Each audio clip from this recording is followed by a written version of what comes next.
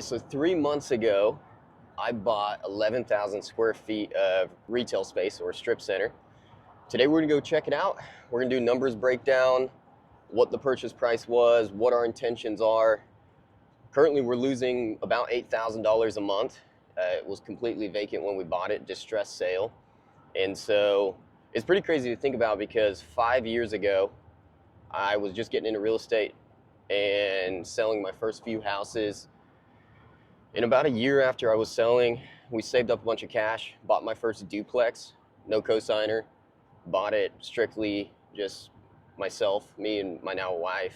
And to now be crossing, I just crossed, I counted up the other day, 7 million in real estate and 65,000 square feet of just real estate owned between residential, commercial, and we're starting to step into the commercial scene. So I'm excited for that. So we're gonna go check this out. And then after that, I think we've got time to walk through a house that we bought last week. We bought 5 houses last week. And so we're gonna go walk through that, kind of show you guys what the plan is with that one, our A, B, and C. Anyways, we'll check it out there. Fuck. You're good. All right, y'all, here we are. This is the facility that I just bought, 705,000. And this is one of the main reasons why we bought it. If you look right here, this is Broadway in Moore, Oklahoma. Super busy road. I think that road traffic's right around 10,000 cars a day. We've got a good anchor tenant across the street. So this is an anchor tenant is someone or a tenant that probably isn't going anywhere. So the Lazy Donkey, they've got them all over the metro. That tenant's probably not going anywhere. They're gonna stay there for a long time. Then we've got a few gas stations. We're right next to a hard corner, which gets even more traffic than Broadway here. So with that being said, how'd I find the deal? This was brought to me by a buddy of mine that actually had it listed. Joey Codner here in Oklahoma City. He's a dog, super good guy. He brought it to me. He said, hey, I've got this facility. The sellers were asking like 1.3 on it last year. But I just listed it and we're listed at 900,000. Do you want to take a look at it? At the time, my business partner and I, which we're 50-50 on this deal, and we're 50-50, not on all deals. I buy a lot of single family solo, but on the commercial deals, we buy together. We were exiting a development that we just did north of Oklahoma City, and it was looking like we were gonna have a couple $100,000 to spend. And so we wanted to move that into a new deal. This was the deal we moved it into.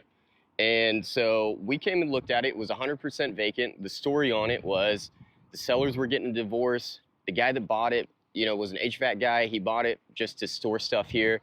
And they had just kind of piddled around, never really leased it out for the last couple years or since they'd owned it. And they were getting a divorce, so they had to sell, which means we had a motivated seller on our hands, which is always good. A lot of people think that you don't have motivated sellers on the commercial side, which is just not true. This was a motivated seller, and so we came in and we anchored them low. And when you anchor, you come up with a price that gets them off of where they're listed. Are they gonna take that first offer? No, but it anchors them to where they'll respond, hopefully reasonably. So I think we anchored in like the 675 range, somewhere in there. They were listed at 900, and we'd ran our underwriting. When it comes to commercial space like this, and let's go ahead and start walking in. But when it comes to commercial space like this, they lease by triple net. So it's not like a traditional residential lease where the tenant pays $2,000 a month and you pay the taxes and insurance. On a triple net deal, the tenant pays the taxes, insurance, and they do the maintenance as well. Traditionally, not all commercial deals are triple net, but this is one that we were trying to set up as triple net. And so this is the first unit here. We are pretty much done with it. And I think that we found a tenant as well, which we'll circle back with. But back to the story, we start negotiating. 675 is where we anchored him. We thought that we could get $12 to $15 per square foot on this facility once leased within 2 to 3 years, not year one, but within 2 to 3 years, which was a really healthy margin for us for what we were paying. But we also have some rehab on the deal. And so we ended up negotiating out $735,000. And then once we got into due diligence, we found out it's actually in a flood zone. And the flood insurance is like $5,000 a year. So we went ahead and got more off the list price. And the seller also carried back 15% of the note, which came out to over $100,000 that he carried at a 5% interest rate, which is a lot better than what we'd get with the bank. And so on these commercial deals, you can negotiate for the seller to carry a portion or all of the note, and it saves you a ton in interest. And so that's how we negotiated this out. Ended up coming to closing with 10% down. So we brought about 70,000 plus closing costs to closing. So I think it was a little over 80,000 that we brought to closing on this deal, and we bought it 100% vacant. Now, the pitfalls on a deal like this is we are 100% vacant. And so we are still getting that proof of concept. This is our first retail building. And so you just kind of have to go for it sometimes. This is one, we underwrote it. We talked to a lot of brokers. We got a lot of external validation. And we thought, what's our worst case scenario? Let's go for it. And we've been learning a ton in the process. This unit here, we're about 30,000 in renovation on. We're looking at spending right around 150,000 for all 4 units, which we'll make it through all of them here in a few. We've got these weird pony walls here. And as we started demoing, you know, we had a wall here, and you can kind of see where the wall used to be right here. So this was all walled up. And there was a wall from here all the way back. This was all just trashed on the inside. I'll see if I have some videos of before. But we start demoing, we get our guys in here, and we find out that there's a ton of laundry equipment all through here that we hadn't found before. Now, the downside of that is it increased our demo, which was kind of a pain in the ass. But the upside was we gained 100 square feet or a couple hundred square feet that we didn't know about. Forgot what the exact was, but this was super nice. So we were able to open this up more. These pony walls here can't be removed, or they could with enough money, but we're not gonna get rid of them because there's a bunch of plumbing up through here, which we don't wanna have to deal with getting rid of. And the cool thing is our broker, we hired a commercial broker. I am a real estate agent, but it's one of those things, we've got a lot going on, so we don't really want to manage leasing this. So we hired a leasing agent, and he already found us a tenant. We're still negotiating it out. It's a salon tenant that wants to come in here. It's a little bit less than what we wanted to lease it at, but we have bumps, which means on the commercial side, you lease for 3 to 5 years traditionally, or longer. We signed a 7-year lease not long ago, actually, on industrial space. But we are only gonna get $8 a foot out of this unit year 1, but we're gonna make that up year 2, 3, and 4 through bumps. We're gonna bump the rent. What that does allows the salon owner to get in here and get established, but it also gives us a tenant on a fully vacant facility, which makes our facility look a whole lot better for future tenants for the other units.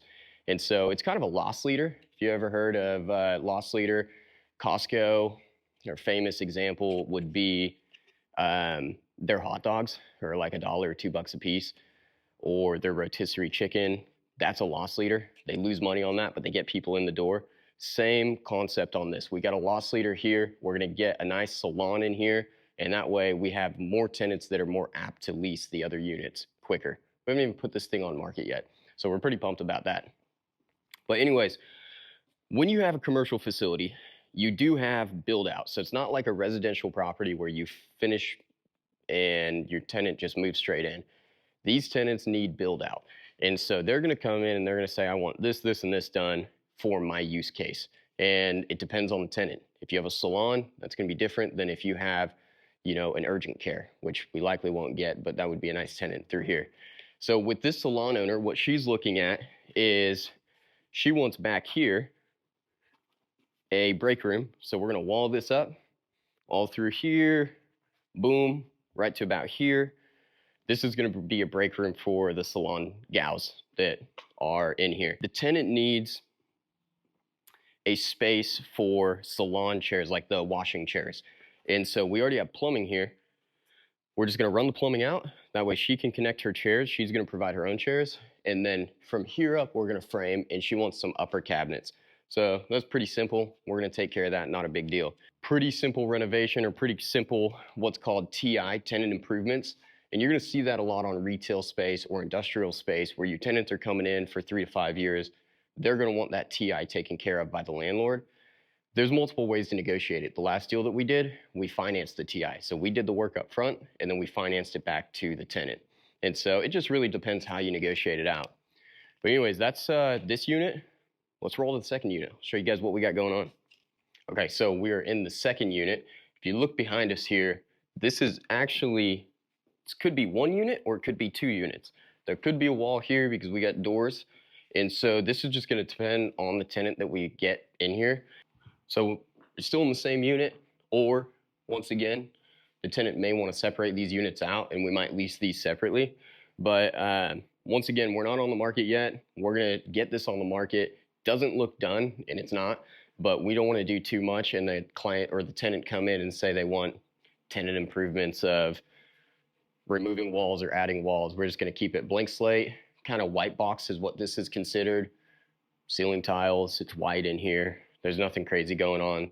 So that way, if the tenant wants us to lay flooring or wants us to remove walls, we can do it at that point. And so this is either the second unit or the second and third unit.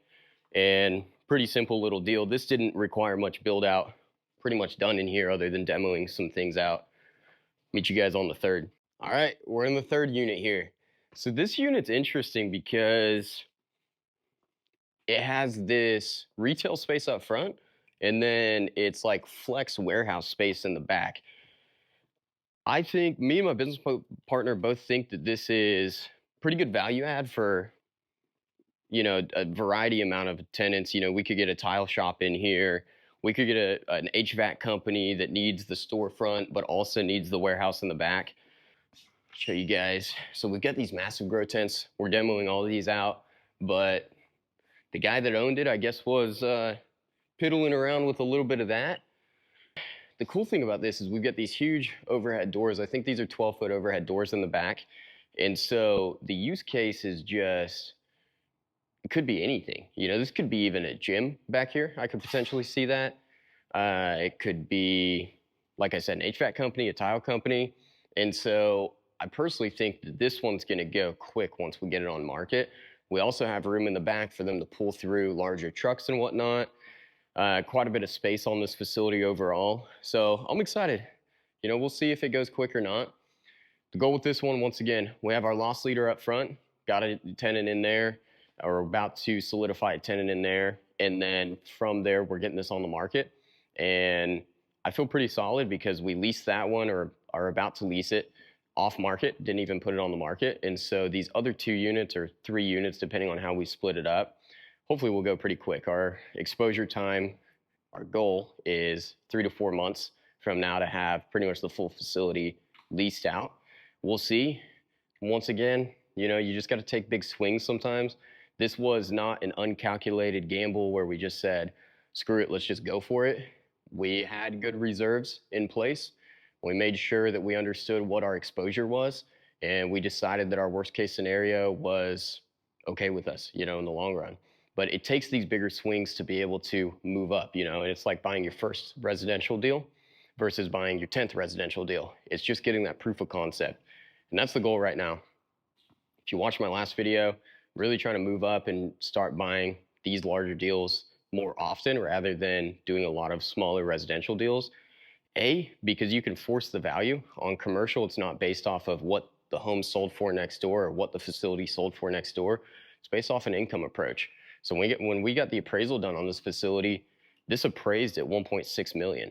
So within the next 2 to 3 years, as long as we get this leased up and we can get up to that $13 to $14 a foot range with bumps on the leasable square footage, we'll create, you know, close to $1 million in value on this facility. So I'm super pumped for that. If I can do this 10 times over, 20 times over the next few years, then I might be in the Florida Keys in a couple years fishing full time. So we'll see what's up. After this, we're about to roll to one of the houses that we just bought. We'll walk through that, show you guys what the numbers look like on that. But if you're liking the video, you have any questions, drop us a comment.